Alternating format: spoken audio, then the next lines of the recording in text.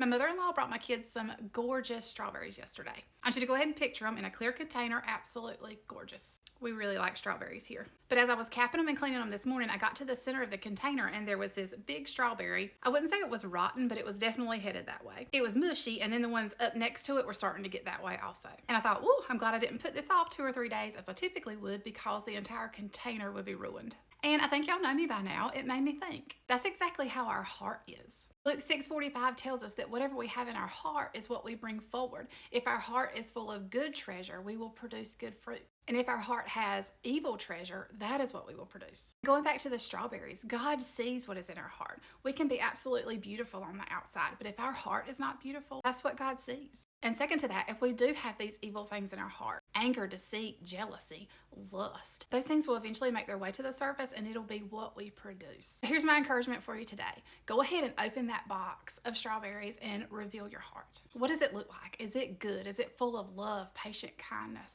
Or does it have little specks of things that are not so good in there? Ask God to remove anything from your heart that is not of Him. As Christians, we cannot produce this good fruit on our own. We have to give our heart over to Jesus and allow Him to do that. Then we will see that good fruit produced. And friend, I tell you, your life will never be the same.